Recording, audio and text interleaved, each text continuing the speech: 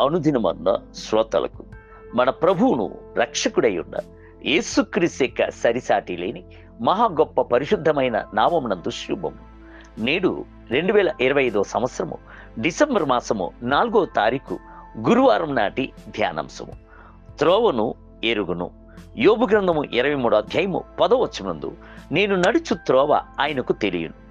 భక్తుడైన యోబు వెళ్ళిన త్రోవ ఎవరినూ ఎరుగలేని ఒక అంశమై ఉన్నది.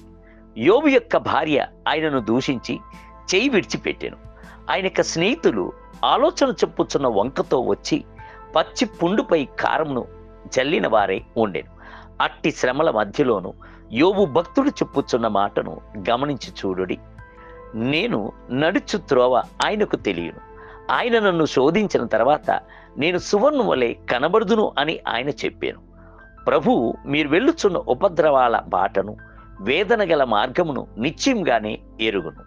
ప్రభువు మోషేతో మాట్లాడుచున్నప్పుడు నా ప్రజల బాధను, వారి దుఃఖములు నిశ్చయముగా నాకు తెలిసి ఉన్నవి అని చెప్పాను. నిర్గమకాండము 3వ అధ్యాయము 7వ వచనం. అవును, మనము ప్రభు యొక్క ప్రజలుగాను ఆయన యొక్క స్వాస్యముగాను ఉన్నందున ఆయన మన యొక్క ప్రతి అంశమును ఎరిగి ఉన్నాడు. అగిప్తు యొక్క బానిసత్వం నుండి ఇజ్రాయిళ్లను విమోచించినట్టుగానే సమస్త బానిసత్వపు వేదన నుండి మనలను విమోచించుచున్నాడు. కీర్తనకారుడు కూడాను తన త్రోవను ప్రభు ఎరిగి ఉన్నాడు అను విశ్వాసంతో కూడా, నా మూర్ఖత వలన కలిగిన నా గాయములు దుర్వాసన గలవై స్రవించుచున్నవి. నేను శ్రమ చేత మిక్కిలి కృంగి ఉన్నాను. దినమెల్లా దుఃఖాక్రాంతుడని సంచరించుచున్నాను అని చెప్పాను. 38వ కీర్తన 5 మరియు 6 వచనములు. అవును, దావీదు యొక్క దీనస్థితిని అంతటిని ఎరిగిన ప్రభు దావీదు యొక్క శత్రువుల ఎదుట భోజనమును సిద్ధపరచి దావీదును తన పరిశుద్ధాత్మ యొక్క నూనెతో అభిషేకించాడు. ఒకసారి అమెరికా సమైక్య రాజ్యాలను స్థాపించిన జార్జ్ వాషింగ్టన్ దేశం నుండి ఏర్పడిన అల్లర్లో చిక్కుకొని విరోధుల చేత తరుమబడి ప్రాణాలు కాపాడుకొంటకు పారిపోయాను. విరోధులు ఆయన పట్టుకొంటకు గుర్రములతోనూ తుపాకీలతోనూ ఆయన తరుముచు వచ్చేది. అయితే ఆయన ఖాళీ నడకతో పూర్ణ బలముతోనూ అట్టి రాత్రి సమయం నందు తప్పించుకొంటకు పరుగులు తీస్తూనే ఉండేను. అప్పుడు దారి మధ్యలో ఒక నది అడ్డుగా వచ్చాను. అది అతి భయంకరమైన చలికాలముగా ఉండినందున ఆ నది యొక్క పైభాగం అంతయును మంచు పలకగా పేరుకొని పోయి ఉండేను. చల్లటి నీటిలో దిగినట్లయితే శరీరము వెరచుకుని మరణించే పరిస్థితి తటస్థించు.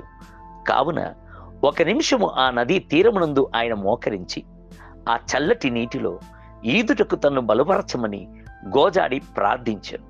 ఆ క్షణమే నీటిలో దూకి పూర్ణ బలముతోనూ బహు వేగవంతముగాను ఆ సమయం నందు ఆసక్తి గల ప్రార్థనతోనూ ఆయన ఈదుటకు ప్రారంభించాను. దేవుని యొక్క శక్తి ఆయనను నింపినందున అట్టి భయంకరమైన చలి ఆయనకు ఏ హానియూ చేయలేదు. అవతలి ఒడ్డునకు చేరుకొని కొనసాగించి పరిగెత్తుచూనే ఉండెను. కొంత సమయము గడిచిన తర్వాత శత్రులు ఆ నదీ తీరమునకు వచ్చేది. ఏ ఒక్కరికైనాను ఆ మంచు పేరుకొనిపోయిన నదిలో ఈదుకొని వెళ్ళుటకు ధైర్యము లేకుండెను. వారు అలాగనే నిల్చుండిపోయారు.